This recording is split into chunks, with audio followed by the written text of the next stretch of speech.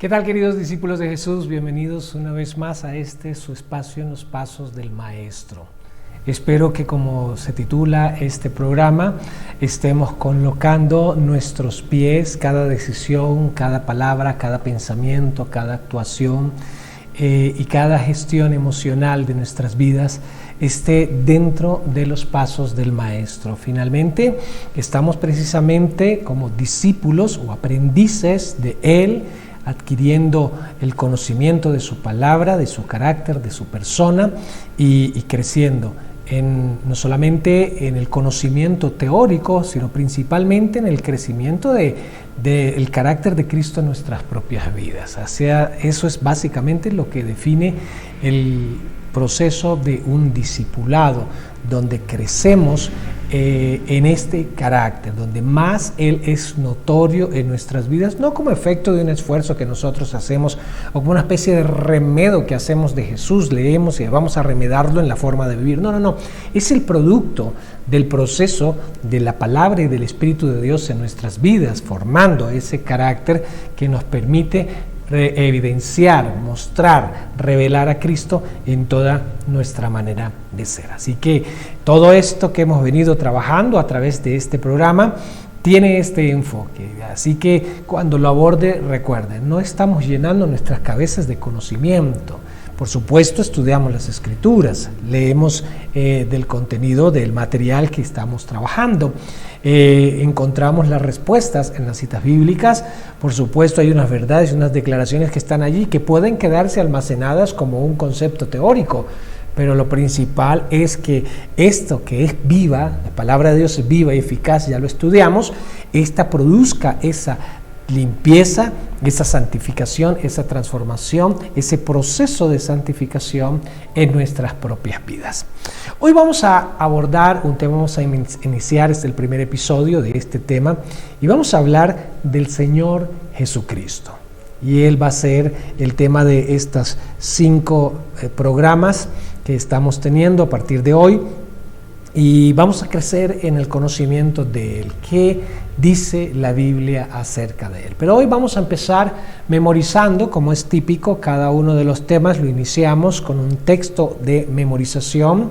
Recuerda que la memorización nos resulta muy importante porque nos ayuda a conservar en la mente, al alcance de manera asequible, algunas verdades bíblicas que están en los textos que memorizamos, y mientras estamos en un ratito de ocio, esperando tal vez que venga el transporte, esperando una cita médica, esperando quizás que llegue alguien, entonces podemos traer en memoria una de esas citas y masticarla, meditarla, que significa que me muestra a Dios a través de ella, que dice esto acerca del carácter y la persona de Dios. Hay un mandamiento en esa cita que Dios quiere que yo cumpla, hay una exhortación, hay un consejo, así que eso nos va a permitir recordar a estas citas y meditarlas, algo así como lo que hace el ganado vacuno, que rumea, ¿sí?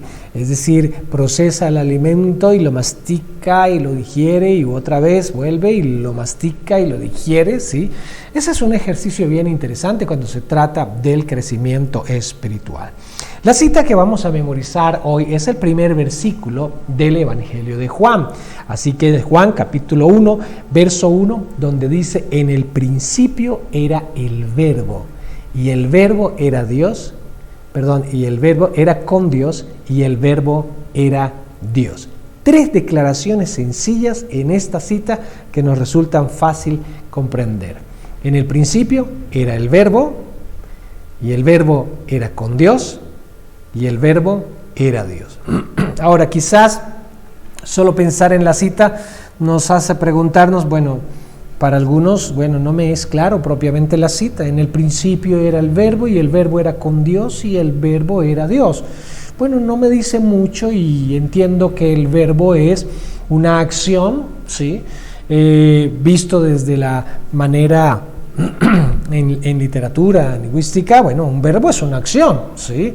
Comer, dormir, saltar, vivir, esos son acciones, pero no entiendo cómo hay este término verbo para decir en el principio era el verbo y el verbo era con Dios, el verbo era Dios. Y menciona 3 veces la palabra verbo. ¿A qué se refiere? ¿Hay una acción específica? ¿Por qué usa el término verbo para referirse a eso? ¿A quién se refiere esto de en el principio era el verbo?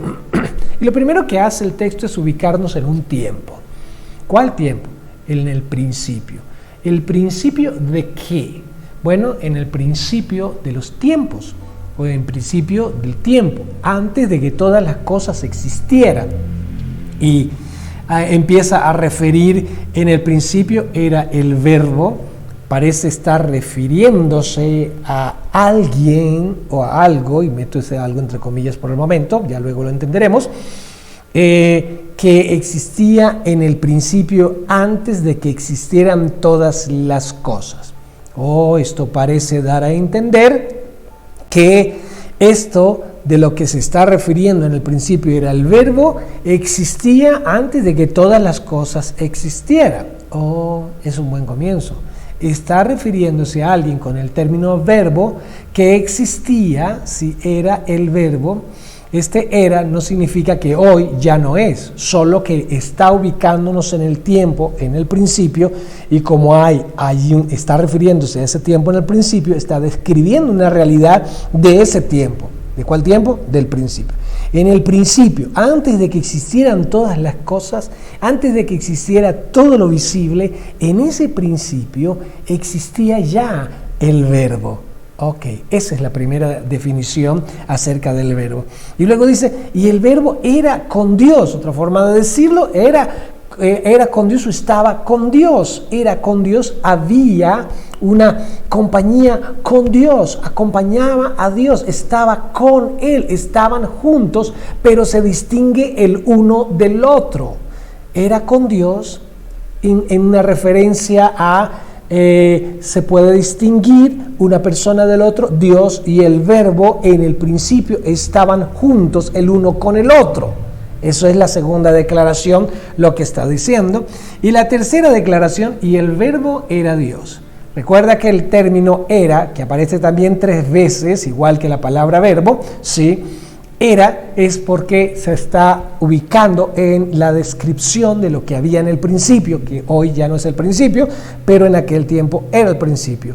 Y en ese principio, antes de que todas las cosas visibles existieran, existía el verbo, sí, era el verbo, y ese verbo existía con Dios, y ese verbo era Dios, es decir, tenía la misma naturaleza de Dios, aunque se distinguía de Dios. Así vamos a empezar entonces todo esto. Ahora quizás a pesar de la explicación que acabo de decir pensarás, bueno, la verdad que da igual, no entendí, porque bueno, sí, en el principio se refiere a un verbo y ese verbo estaba con Dios y ese verbo era Dios, pero ¿a qué se refiere el término verbo? Es lo que vamos a estar desarrollando a través de todo este estudio. Por ahora memoriza esta verdad, esta cita bíblica. En el principio era el verbo y el verbo era con Dios y el verbo era Dios. Una forma impresionante como Juan empieza a escribir su evangelio. Juan escribe a todas las naciones y él hace esta definición tan interesante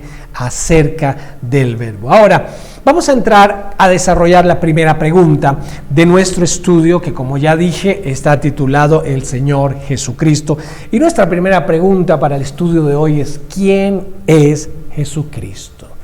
Y volvemos entonces ya a Juan, pero vamos a abordar el capítulo 20, verso 28, para responder a esa pregunta. Ya más adelante aclararemos lo que está en Juan, ya no nos alcanzará quizás a responder en este programa, pero en el siguiente lo vamos a ver.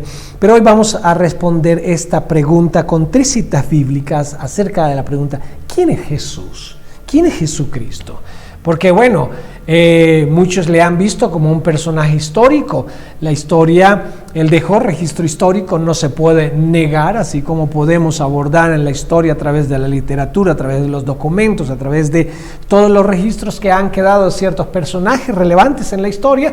El Señor Jesucristo también dejó un registro histórico, pero ese registro histórico no nos revela estrictamente mucho de lo que es su naturaleza, a no ser que abordemos el registro histórico del contenido bíblico. bíblico. Y por eso todo lo que vamos a hablar acerca de él tiene soporte bíblico. Veamos estas 3 citas. Juan capítulo 20, verso 28 dice: entonces Tomás respondió y dijo: Señor mío y Dios mío. Ahora, esto no nos dice mucho, pero el contexto es: Jesús ha resucitado al tercer día de ser sepultado, y entonces se aparece a sus discípulos, pero en esa primera aparición Tomás no está.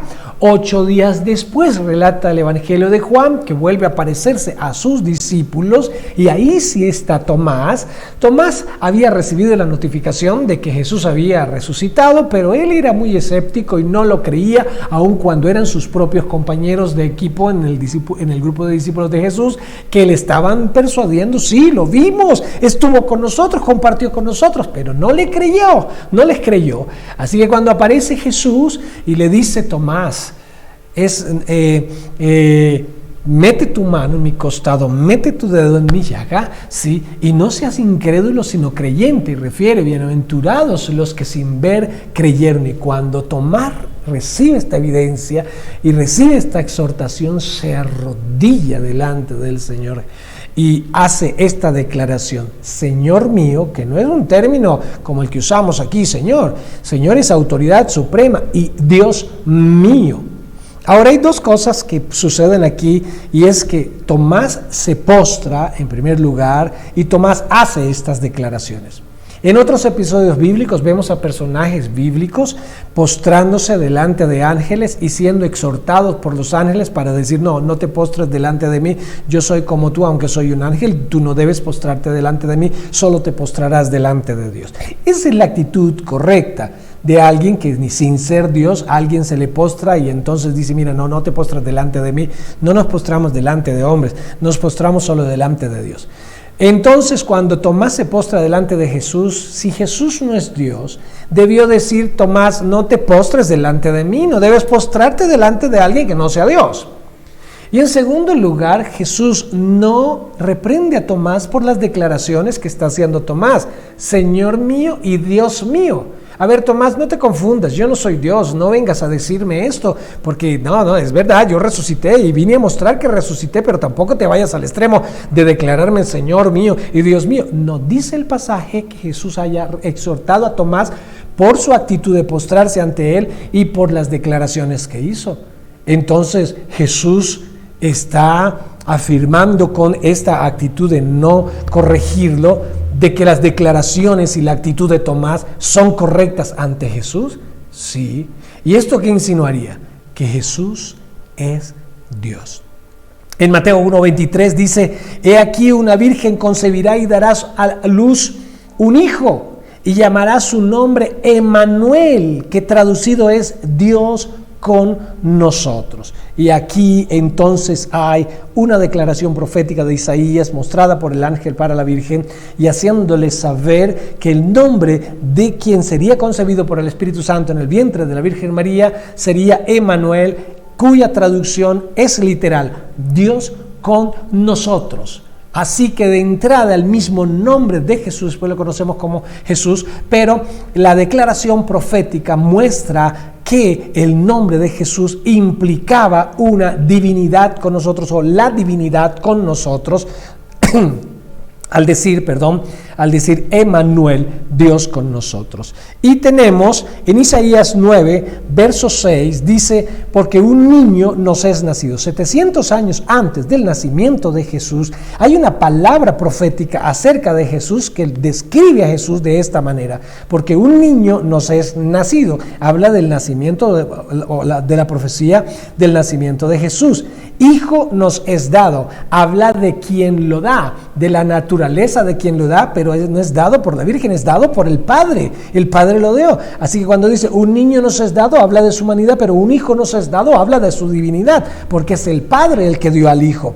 Y el principado sobre su hombro, y llamará su nombre admirable, consejero, Dios fuerte, Padre eterno, príncipe de paz. De estas declaraciones, 2 tienen una fuerte implicación de divinidad: Dios fuerte y Padre eterno. Son 2 declaraciones que hacen o que evidencian una connotación de divinidad en la persona de Jesús, que 700 años antes, a través de Isaías, está siendo profetizado y se cumple en la persona del Señor Jesús. Entonces, para ya concluir en este primer programa, Jesús es Dios. ¿Por qué? Porque Tomás lo confirmó sin el reproche de Jesús, porque a la Virgen se le confirmó que sería llamado Emmanuel, y porque en una profecía del Antiguo Testamento él sería llamado Dios fuerte, Padre eterno, entre otros nombres, 5 nombres, y estos 2 nombres tienen una connotación de divinidad. Ahora, hay muchas más, pero pues nuestra lección no se limita a solo el tema de su divinidad. Hay otros aspectos que son necesarios aprender acerca de Jesús y que iremos tratando en el transcurso de este programa. Un abrazo para cada uno de vosotros, el Señor les bendiga enormemente y hasta el próximo espacio aquí en Los Pasos del Maestro.